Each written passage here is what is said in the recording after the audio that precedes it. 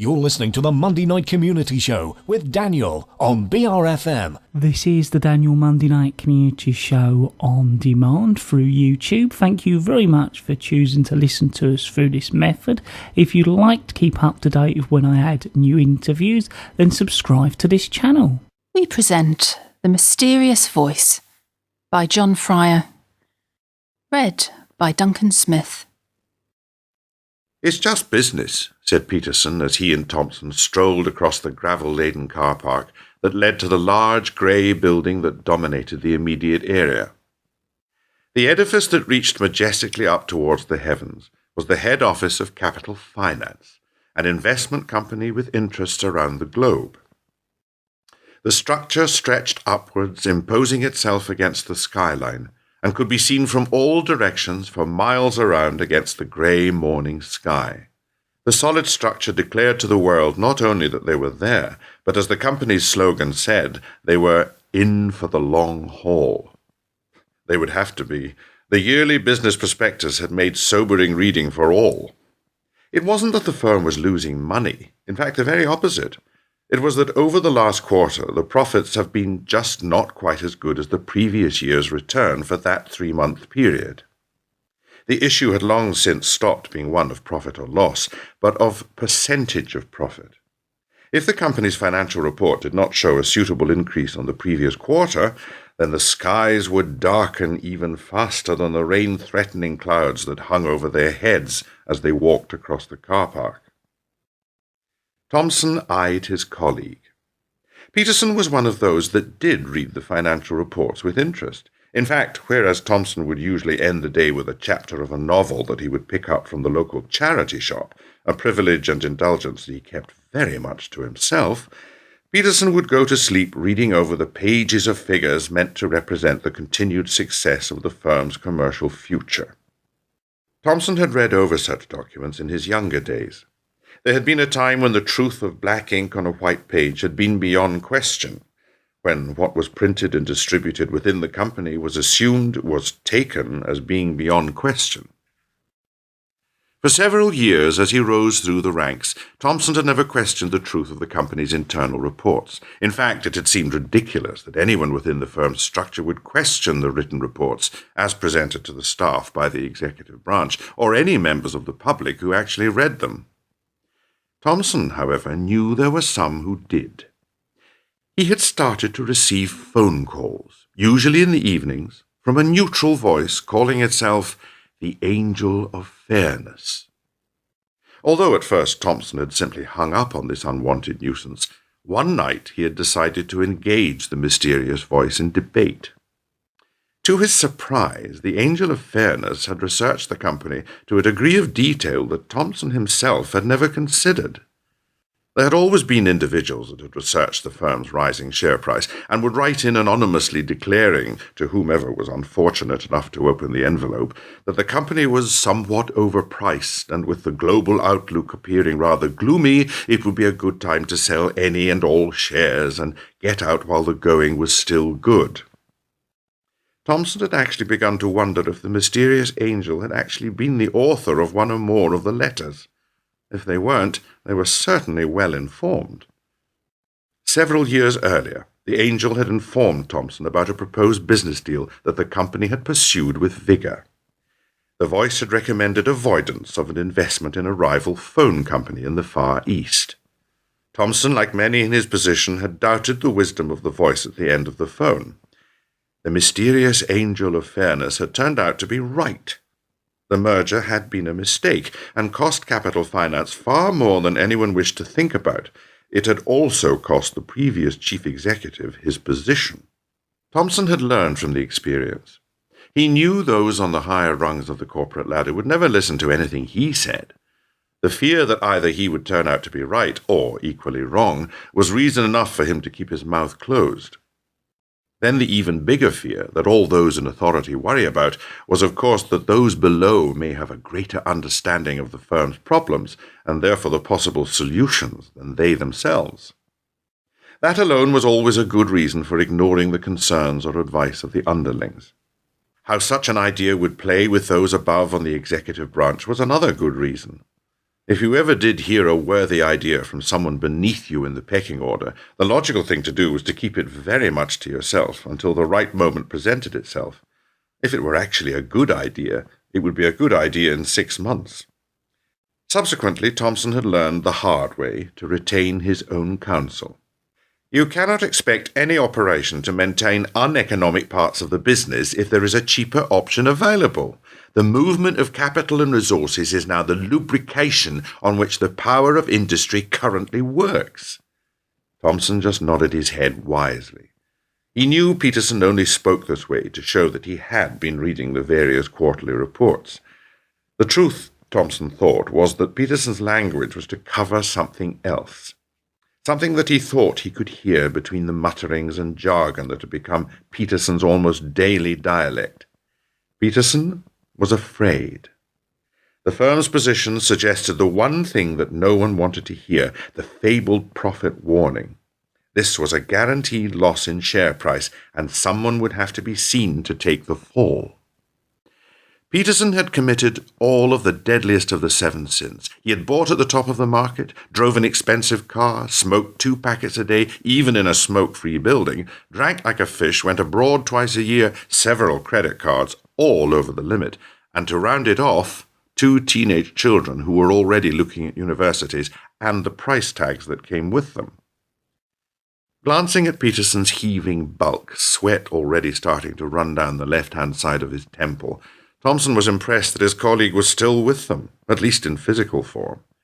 Mentally was, of course, another question.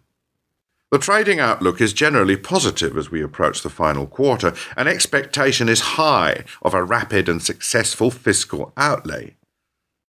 Thompson realized he had stopped listening as they had reached the automatic electronic glass doors that allowed them to enter the company's main foyer.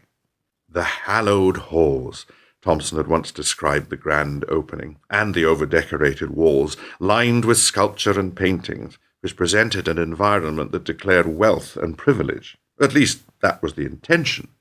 To Thompson it just said tacky and without taste. But if the firm had money, what would it need taste for? However, this morning it was something else that grabbed his attention, or, more accurately, the lack of someone. Bob, or Old Bob, as he was more commonly known, had stood in the foyer as an informal security guard receptionist for as long as Thompson had been working at Capital Finance.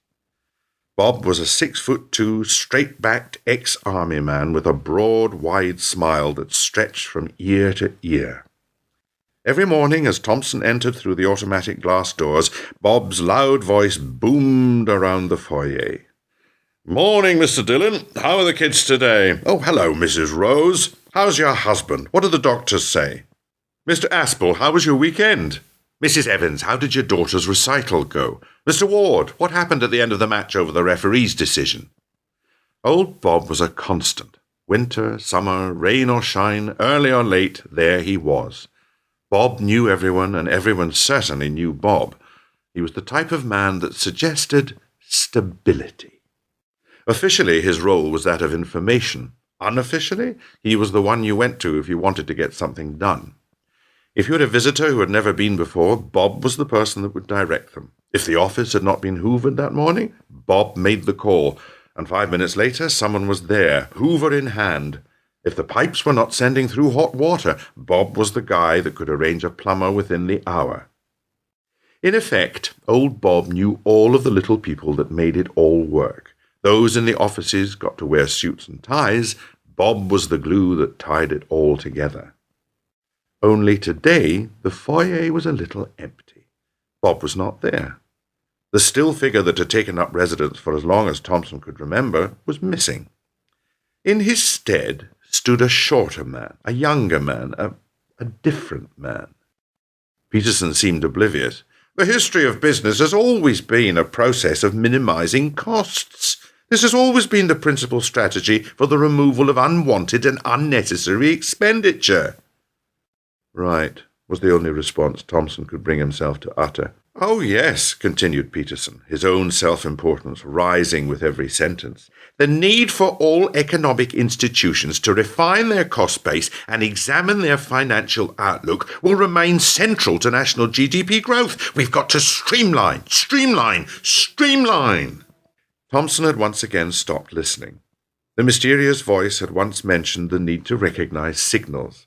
The ability to see the way the wind was blowing was one of the most important business lessons the Angel of Fairness had ever explained. Of course, the real financial trick was not only to recognize in which direction the breeze was filtering through the leaves today, but also, more importantly, through which leaves it would rustle tomorrow. If you couldn't read the signs, how could you ever hope to profit from them? Stepping forward, Thompson extended his right hand. Hello, I'm David Thompson, Capital Finance.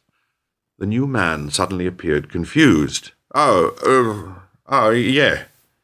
Thompson set the smile firmly upon his face. You must be new. Welcome aboard.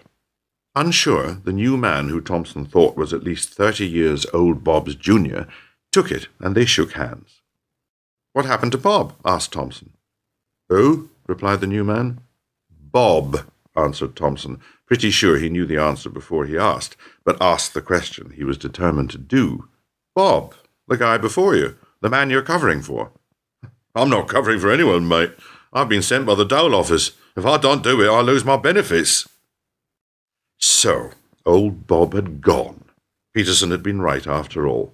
The market had decided, the past replaced by the present, knowledge replaced by ignorance. Well, have a good morning, Thompson said, adding his final test. Now, can you have someone from housekeeping sent to my office? 12th floor? What? Spluttered the new man as Thompson walked off, forcing Peterson to follow. How many floors did you say? Thompson was, however, already off towards the lift, the confused-looking man watching him disappear within the crowds. Later, in the boardroom, the company chairman, a woman by the name of Whiting, married or maiden none of the men around the table ever thought to ask, sat in a dark blue suit. The question had been cost-effectiveness and possible reductions. Thompson had mentioned in passing the change of staff in the foyer of the building.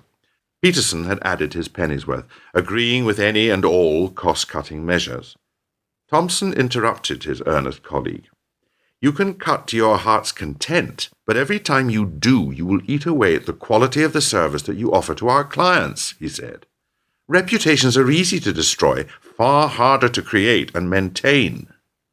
We have to remain competitive, responded Peterson. We cannot be sentimental about these things. Where costs can be cut, we must cut. He turned triumphantly to the rest of the room. Am I not right, everyone? Several sober faces dipped up and down in silent agreement. We must be prepared to make the tough decisions, repeated Peterson. A silence developed. Thompson turned to his colleagues. But, Peterson, must we be ruthless wherever we consider to have found savings? We are, after all, dealing not with objects, but with people. Peterson eyed the room. He knew what the woman at the end of the table wanted to hear. Let the axe fall where it may. Thompson looked towards the end of the long, polished table that cut the room into two equally proportioned halves. His gaze was followed by the other members of the board. Whiting nodded gently, a brown official company envelope already on the table before her. I'm glad you feel that way, Peterson, she said, her expression unmoving and serious, because I've come to the very same conclusion as your good self. She pushed the envelope towards him. The smile from Peterson's face slowly dropped so that his mouth was a perfectly straight line across his face. No one asked Peterson later what the letter inside contained. They did not need to. Thompson looked down the length of the table, the sound of the mysterious voice coming back into his memory. The owners need to stabilize the share price right now ahead of the profit warning. Some big names, positions, and some big wages will need to go. How do I survive? He had asked the voice down the phone, very recently, in fact. The voice had paused and then said, by allowing others to dig their own grave and then letting them climb in. This had turned out to be yet another lesson he had learned. Thompson looked again down the long, smooth table, momentarily locking eyes with the lady that sat cool and secure in the position as head of the company, the one that knew all the little secrets and the firm's future direction of travel. Tonight, over the dining-room table, he would have to thank the mysterious voice for all of her advice. The Mysterious Voice was read by Duncan Smith and was written and directed by John Fryer. The Mysterious Voice is an audio production for Political Art.